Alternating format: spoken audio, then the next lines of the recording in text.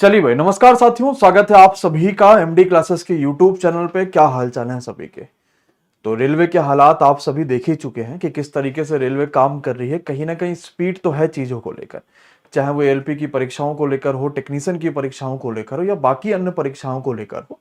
तो रेलवे कहीं ना कहीं काम कर ही रही है, लेकिन इसी जल्दीबाजी में रेलवे इस तरीके से भी काम कर रही है कि बच्चों के भविष्य के साथ रेलवे खिलवाड़ सा कर रही है। अभी एलपी सीबीटी 2 का रिजल्ट आया था। उस रिजल्ट में हुआ क्या कि कई सारे ऐसे बच्चे थे जिनके कई क्वेश्चन सही भी थे और रेलवे ने उसको भी गलत करके उनको फाइनली डिस्क्वालीफाई कर दिया था। इसको लेकर भी हम लोगों ने आवाज उठाई थी, लेकिन इसका कोई भी ऐसा सोल्यूशन नहीं मिल पाया, जिसकी वजह से बच्चों के साथ हम लोग लगातार चीजों को आगे लेकर फिर नहीं चल पाए। उसी क्रम में एएलपी के रिजल्ट में अब साइको की एक अंतिम परीक्षा बचा रह गई थी। इसके बाद बच्चा सीधे डीवी देता, मेडिकल देता और उसका फाइनल सिलेक्शन हो जाता। आज 15 जुलाई को साइको की परीक्षाएं हुई हैं। और साइको की परीक्षा जो सोचिए, वो बच्चा जिसने सीबीटी 1 पार करा है, उसके कट ऑफ पार हुए हैं, उन बच्चों की सीबीटी 2 पार हुआ, एक उसने ट्रेड की परीक्षा को पार किया, मिनिमम क्वालिफाई जो नंबर लाना था वो उसने पार किया। अब सिर्फ एक स्टेज बचा रह गया था, वो था साइको की परीक्षा। और सेंटर्स कुछ इस तरीके से रेलवे ने चुना है कि साइको की परीक्षा में कई सारे ऐसे सेंटर रहे जहां पर या तो माउस सही से काम नहीं कर रहा था, या जैसे ही उन्होंने अपना कोई क्वेश्चन खोला, अगले क्वेश्चन पर जाने से पहले उनका सिस्टम हैंग हो गया। अब आपको मेमोरी याद करनी है। पता चला आपने मेमोरी याद कर लिया कि यार इस फिगर में ऐसे ऐसी चीजें मुझे यहां दिख रही हैं, और अचानक से आपका सिस्टम हैंग हो जाए, और उसके बाद जब आपका सिस्टम ओपन हो तो वो क्वेश्चन पे सीधे आप आ जाइए। तो आप खुद ही बताइए कि क्या मैं उस पूरे मेमोरी को जो मैंने याद किया था वो मैं भूल जाऊंगा कि नहीं भूल जाऊंगा? बिल्कुल भूल जाऊंगा। तो ये तो बच्चों के भविष्य के साथ सीधा खिलवाड़ हो गया कि हमने सीबीटी 1 पार किया, हमने सीबीटी 2 पार किया, बस एक अंतिम परीक्षा बची रह गई थी, वो थी साइको की परीक्षा। हमने ये भी पार कर लेते, हमारी पूरी तैयारी थी, लेकिन कहीं ना कहीं रेलवे की गलती की वजह से वो भी आज अब ऐसा लग रहा है कि वो भी पार करना मुश्किल है।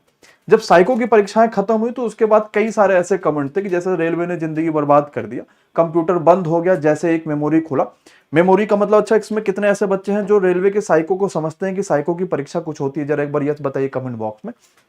मेमोरी क्या होता है कि आपको क्वेश्चंस मिलता है, आप देखते हैं कि अच्छा ये फिगर यहां बना, ये फिगर यहां बना, ये फिगर यहां बना, और उसके तुरंत बाद वो क्वेश्चन पूछ लेता है कि इसमें से कौन सा फिगर कहां बना था। इस तरीके के मेमोरी वाले होते हैं। तो उसने क्या लिखा कि जैसे ही मेमोरी इमेज खुला, देखकर कंप्यूटर तुरंत वहां पर हैंग हो गया, और उसके बाद ओपन हुआ 5-7 मिनट बाद, जिससे ये भूल गए कि भाई साहब मेमोरी में क्या था। और जाहिर सी बात है, जब बच्चों को इतने सारे क्वेश्चंस और उनका काम ही कि क्वेश्चन को देखो, तुरंत मेमोरी याद करो और अगले वाले में इसका आंसर करना है, तो सीधी सी बात है समस्या होगा। कोलकाता में इस तरह की चीजों को लेकर देखा गया है। रांची का तो एक ऐसा सेंटर रहा जहां पर रेलवे ने पेपर को रिशेड्यूल कर दिया। अब तो रेलवे के ये हालत आ गए कि बच्चों को पहले से पता होता है कि अगर ये पेपर हो रहा है तो कोई ना कोई ऐसा शिफ्ट होगा जहां पर पेपर को रिशेड्यूल करा जाएगा। उसके बाद लखनऊ के कई सारे ऐसे सेंटर रहे जहां पर इस तरीके की समस्याएं देखने को मिली। और लखनऊ में जिन जिन बच्चों का सेंटर आया था, जब इन बच्चों से बात हुई तो ये बच्चे खूब उदास थे, और हो भी क्यों ना, क्योंकि आखिरी ऐसा स्टेप है जिसके बाद सीधे उनका फाइनल सिलेक्शन होना है। अब आप ये भी ना सोचो कि ये सिर्फ साइको के साथ हुआ है, बच्चों ये किसी के साथ भी हो सकता है। और अगर कोई भी परेशानी है तो किसी भी रिजल्ट में कभी भी आ सकती है। तो ये हम सबका काम होता है कि भाई हम उस चीज को लेकर आवाज उठाएं। जब तक हम एकजुट नहीं होंगे, प्रयागराज में भी ऐसी समस्या बच्चा बता रहा है, आ रहा है, तो जब तक हम एकजुट नहीं होंगे ना, तब तक चीजें नहीं सही से हो पाएंगी। तो अगर हम एनटीपीसी कर रहे हैं, हम ग्रुप डी कर रहे हैं, हम कोई भी परीक्षा कर रहे हैं, सब में आगे कुछ होगा। हो सकता है ग्रुप डी के फिजिकल में रेलवे कोई ऐसा खेल कर दे, हो सकता है आगे एनटीपीसी का साइको उसमें भी कुछ ऐसा खेल कर दे। तो अगर हम ये सोचे कि अरे यार मेरा साइको का परीक्षा तो नहीं होना, मैं इस पे क्यों ध्यान दूं, तो अभी सिर्फ आप सोच रहे हैं, ये हो सकता है आपके साथ हो जाए। तो ये तो किसी के भी साथ हो सकता है ना। तो लखनऊ में जिन बच्चों के पेपर थे उनको मैं यहां पर बुला रहा हूं, वो बच्चा ऑफिस आए भी थे, तो उन बच्चों के लिए क्या क्या समस्याएं थी, किस किस तरीके के बच्चों को दिक्कत देखने को मिली, एक बार सर सारे बच्चों को बुलाइएगा। तो अब ये बच्चे खुद बताएंगे कि सेंटर्स पे क्या हुआ है, किस तरीके की जो समस्या इन बच्चों को देखने को मिली है। इन सभी चीजों पर हम लोग इस वीडियो में बात करेंगे। आदित्य भाई, क्या हाल चाल है? लीजिए माइक, आइए। तो ये वो सारे बच्चे हैं जिनका सेंटर लखनऊ में आया था, और लखनऊ में इनका सेंटर आने के बाद इनके सेंटर्स पे वो समस्याएं देखने को मिली, या तो जो है वो क्वेश्चन नहीं दिख रहा है, या अचानक से सिस्टम जो हैंग हो गया। एक एक करके बच्चों के नाम जानते हैं और कहाँ कहाँ से बच्चे आ रहे हैं, फिर जानेंगे कि इनके साथ जो आज का पेपर रहा उसमें क्या क्या समस्याएं देखने को मिली। सर आ जाइए। सर मेरा नाम विजय कुमार है। हाँ। मैं सीतापुर डिस्ट्रिक्ट से आया हूँ। हम्म। मैं यहाँ लखनऊ में पेपर था हाँ। बिहार सोल्यूशन पे, ये सीआरपीएफ कैंप के पास पड़ता है हाँ। उधर। तो जब टेस्ट हुआ सब नॉर्मल था, स्टार्ट भी हुआ। पहला बैटरी टेस्ट खुला, जब 5 मिनट इंस्ट्रक्शन के लिए आता है, 5 मिनट दिया, पूरा इंस्ट्रक्शन मैंने पढ़ा, जो जो करना था जैसा था। उसके बाद 2 मिनट के लिए जो रीड के लिए आता है मेमोरी टेस्ट में, तो 2 मिनट आपको फिगर दिख गया कि याद करिए क्या ये याद करना है। हाँ। तो हम लोगों ने जितने भी सब लोग थे वो याद कर रहे थे। ठीक है। जब 1 सेकंड बचा, उसके बाद वो टाइमर ऑफ हो गया। 1 सेकंड के बाद 0 हुआ नहीं। अच्छा। उसके बाद 1 सेकंड के बाद अटक गया। अच्छा। तो मैंने वहाँ के जो स्टाफ थे इन्विजिलेटर, उनको मैंने हाथ से बुलाया। तो उन्होंने क्या करा, सिस्टम ऑफ कर दिया। सिस्टम ऑफ कर दिया, रीस्टार्ट करा होगा। रीस्टार्ट करने में लगभग 10 से 15 मिनट लग गया रीस्टार्ट करने में। अब क्या हुआ, जो मैंने मेमोरी टेस्ट याद किया था वो तो मैं भूल जाऊंगा, क्योंकि मेमोरी टेस्ट में ऐसा कुछ था नहीं कि मैं याद कर पाऊंगा 10-15 मिनट के बाद। फिर सीधे जो आंसर देना था वही खुला, जो मेमोरी खुलनी चाहिए थी 1 सेकंड के, क्योंकि वो टाइम हो गया था, 1 सेकंड के बाद बंद हो गया। मतलब वो जहां से आगे शुरुआत हुआ तो वहां से शुरुआत हो गया, वो वहां से शुरुआत हो गया। मुझे क्वेश्चन नहीं पढ़ने मिला। अब 10 से 15 मिनट के बाद मेमोरी टेस्ट तो भूल जाऊंगा। तो मैंने उनसे अच्छा, बताया। बीआर सोल्यूशन पे दिक्कत आई है। हाँ। तो कितने वहां पे जो आपका रूम रहा होगा उसमें क्या सभी के साथ ये दिक्कत आई? नहीं, सभी के साथ नहीं, 5 लोगों के साथ। तो फिर जब आपने उनको बताया कि भाई हमें फिर से तो मेमोरी वहाँ वाला, सर्वर रूम में बुलाया गया। सर्वर रूम में 40-45 मिनट तक बातचीत हुई। उनसे बताया मैंने ऐसी ऐसी दिक्कत है, या पेपर देने के बाद आप लोग गए? नहीं, उसी समय पेपर चल रहा है। उसके बाद सिस्टम बंद कर दिया गया। फिर मुझे सब लोगों को जिनको जिनको दिक्कत हुई थी वो सर्वर रूम में बुलाया गया। तो वहाँ बात हुई, वहाँ के स्टाफ से उन्होंने से बात हुई। 12 बजे तक बैठ रहे थे वहाँ से। तो वहाँ से बात हुई। उसके बाद उन्होंने कहा कि आप पेपर दीजिए, पेपर जिस अटेम्प्ट करना है तो अटेम्प्ट करिए, नहीं करना है ना अटेम्प्ट करिए, लेकिन पेपर के पास वहाँ बैठिए। जब तक तुम्हारा पेपर ऑफ नहीं हो जाएगा, उसके बाद जो जानकारी रहेगी हम आपको बताएंगे। और ये तब तो आधा समय पूरा पेपर 73 मिनट का, हाँ, आधा समय तो इसी में, आधा क्या ज्यादा समय तो इसी में चला गया, इसी समय में चला गया। और इतना ज्यादा वो वहाँ के स्टाफ थे, वो थोड़ा भड़काऊ तरीके से बोल रहे थे, अगर नहीं दोगे तब भी तुम्हारा बेकार ही हो जाएगा, तुम बाद में एग्जाम होगा तब भी नहीं देने को पाओगे। एफआईआर करने की भी बोल रहे थे। अच्छा, वो लोग वहाँ से। अच्छा, हम ये कह रहे हैं सर, जैसे मान लीजिए 5 बैटरी टेस्ट है, बच्चे के साथ पहला जो मेमोरी टेस्ट वाला गड़बड़ी हुआ है, इसमें इनको 2 मिनट का समय मिला था, पहले 12 क्वेश्चन याद करना था, 12 इमेज था याद करना था, इन्होंने याद किया। लेकिन जैसे ही 1 सेकंड इनके पास बचा हुआ था, उसके बाद सिस्टम हैंग हो गया। अब दोबारा से जब ये रीस्टार्ट होता है सिस्टम इनका, तो समय लगता है 4-5 मिनट। और 4-5 मिनट के बाद अब वो जो 2 मिनट में इन्होंने याद किया है, जिसका आंसर तत्काल देना होता है, निश्चित रूप से अगर हम भी बैठे होते पेपर में नहीं दे पाते। नहीं सर, मेरे में ऑप्शन आया ही नहीं सर, मेरे में ऑप्शन आया ही नहीं। रीडिंग करने के बाद जो 1 सेकंड पे रीडिंग करने के बाद 1 सेकंड बाद जब वो सर्वर इशू था आया, मतलब लैपटॉप पूरा हैंग हो गया। तो क्या हुआ, जब वो आए स्विच ऑफ करके फिर से ऑन की, तो मेरा 2 नंबर बैटरी टेस्ट खुल गया, मेमोरी टेस्ट गायब हो गया पूरा आंसर देने के लिए। आंसर वाला आया ही नहीं था। तो सर इस हिसाब से अगर बात किया जाए तो जैसे आरडीएसओ ने कहा कि 5 बैटरी टेस्ट में पास होना जरूरी है, 42 टी स्कोर लाना जरूरी है। अब जब पहले में बच्चा फेल हो गया है तो आगे तो उसका मनोबल ऐसे डाउन हो गया, तो ऐसे नहीं दे सकता बच्चा। अगर उन्होंने इन्विजिलेटर ने इनको कहा कि आप पेपर दीजिए, तो किस माइंड से आदमी दे सकता है? माइंड उसका सही काम ही नहीं करेगा, उसके दिमाग में यही बात चलेगा कि हमारा एक बैटरी टेस्ट हमारा एकदम गायब हो गया है तो हम फेल हो गए। सब में पास होना था, ये बहुत बड़ी समस्या है। 5 बैटरी टेस्ट में पास होना, एक में फेल हो जाएंगे, सब में चालू करने के बाद फिर दोबारा भी सिस्टम वैसे ऑफ हो जा रहा था। अच्छा, जो सर इतना ज्यादा हाइपर हो गए थे, दिमाग काम ही नहीं कर रहा था, कैसे अटेम्प्ट भी करेंगे। अब अटेम्प्ट भी कर लेते 4 बैटरी टेस्ट। बैठिए सिस्टम पर, हम लोग कहे हम नहीं देंगे पेपर। तो ये समस्या जो है वो मतलब 4-5 लोग जो सेंटर पे थे उनके पास, सेंटर पे ही हुई 4-5 लोग के साथ, और बाकी सेंटरों पे भी सुनने में आया है सबके। जैसे कोलकाता पे कुछ ऐसे बच्चे थे जिनके पास ये समस्या मिली, प्लस रांची का तो एक जगह पूरा पेपर ही उन्होंने कैंसिल कर दिया। अच्छा, हम जब रास्ते से आ रहे थे सुबह तो जब पेपर हो गया था तो कुछ 2-4 बच्चे हमसे मिले थे रास्ते में, तो बता रहे थे कि लखनऊ में भी 1-2 सेंटर है, सरोजिनी नगर नाम लेते हैं। नहीं हुआ सर, मेरे साथ का दूसरे सेंटर ट्रांसपोर्ट नगर के पास सरोजिनी नगर पड़ता है, उसके शिफ्ट में भी ऐसा हुआ, इसी शिफ्ट में सरोजिनी नगर में भी सेम कंडीशन था कि वहाँ सिस्टम बंद हो गया था और दोबारा से रीओपन कराया गया, तो उस बच्चे को जबरदस्ती पेपर वहाँ दिलाया गया।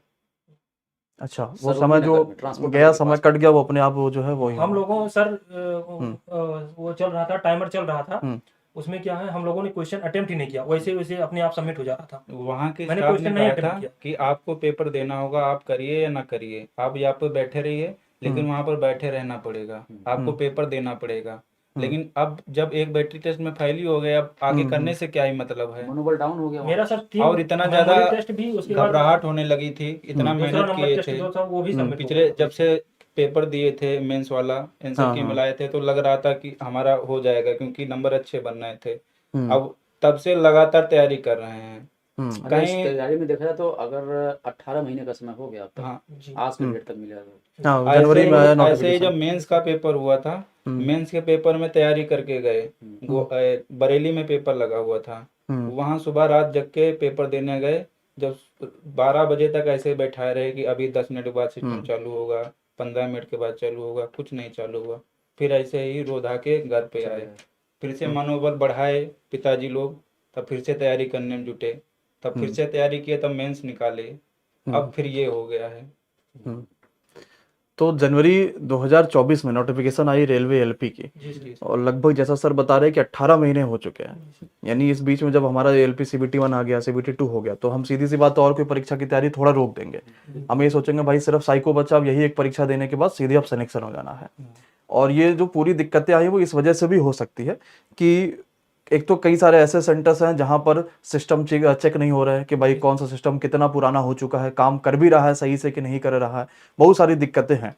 तो अभी इस पे माउस भी नहीं काम कर रहा था, माउस भी कई सारी जगहों पर नहीं काम कर रहा था, ये सारी दिक्कत है।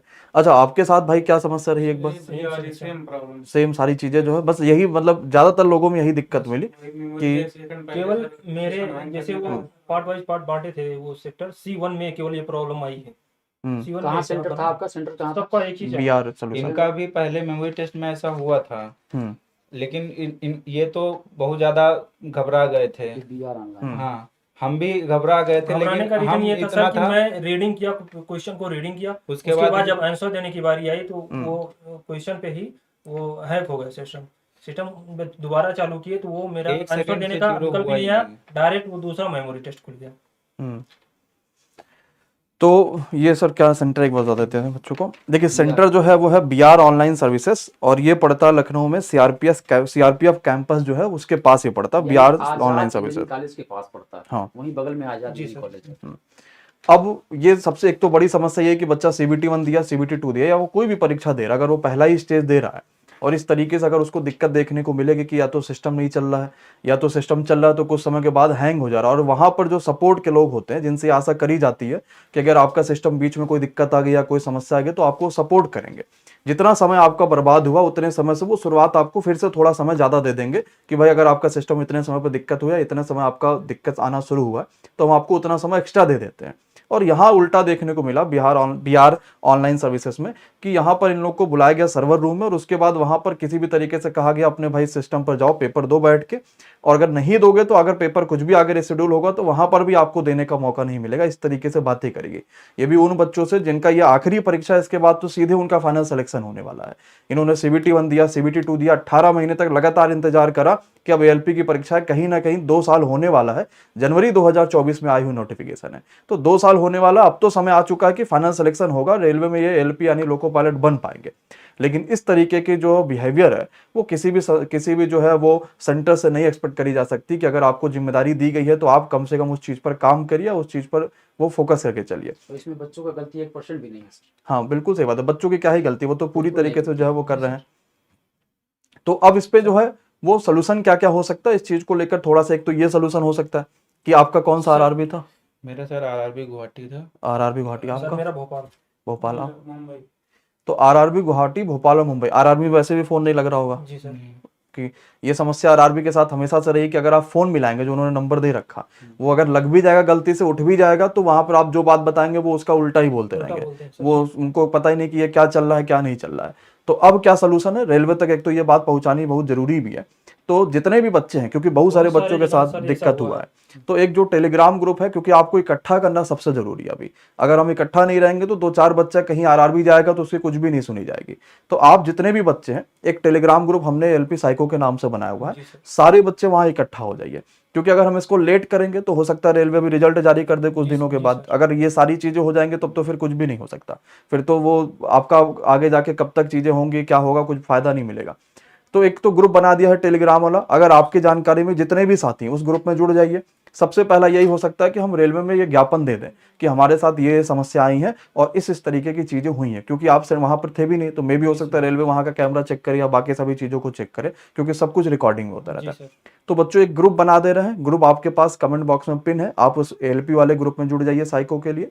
और अब आगे के पहले तो सारे बच्चों को इकट्ठा करने की कोशिश करिए, और उसके बाद ज्ञापन का एक जो पूरा आपको भेजना है वो मैं लिख के प्रारूप वहां दे देता हूं कि इस तरीके से आपको लिखना है। वहां पे आप अपना आरआरबी का नाम वहां पे चेंज कर लीजिएगा, अपना नाम चेंज कर लीजिएगा, और आपका जो सेंटर रहा था वो नाम चेंज कर लीजिएगा, और एक ग्रुप में इकट्ठा हो जाइएगा। जैसे आप मानिए गुवाहाटी के हैं, तो हमने कई सारे बच्चे इकट्ठा हो गए और गुवाहाटी में जाके आरआरबी गुवाहाटी पे हमने ज्ञापन दे दिया, क्योंकि यही एक रास्ता। अगर हम फिजिकली करेंगे, क्योंकि ट्वीट में उतना बच्चा भी सपोर्ट नहीं करता और ना ही रेलवे के पास वो बात पहुंच पाएगी, फोन मिला के कहेंगे तो उससे कोई खास फायदा निकलेगा नहीं।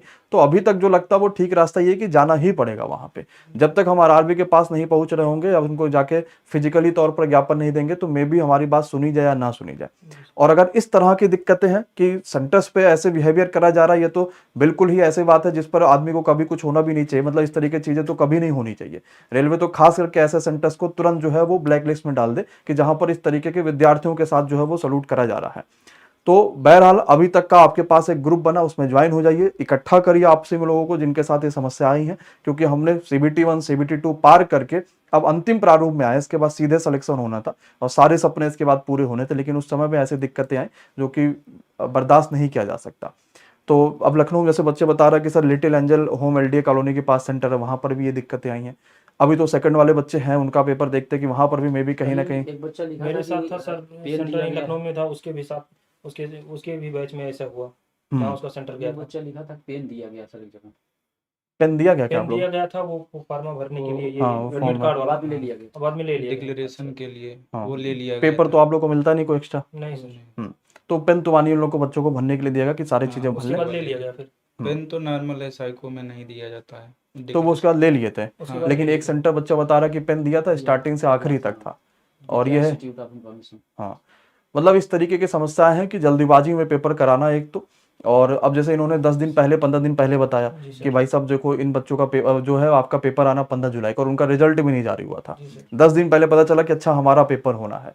तब तो ये रेलवे की वही है कि जल्दीबाजी है सारी चीज़ों को लेकर। इस वीडियो के नीचे कमेंट बॉक्स में भी एक टेलीग्राम का लिंक पिन हो जाएगा, और एक साथ पहले सब लोग जुड़िए, फिर मैं आपको एक प्रोफार्मा दे दूंगा, उसमें चेंजेस करिए और जाकर जरूर ज्ञापन दीजिए। और ये सारी चीज़ें आपको इसी हफ्ते में करनी पड़ेंगी, क्योंकि हम जितना लेट करेंगे उतना ही हमारे हाथ से चीज़ें निकलती चली जाएंगी।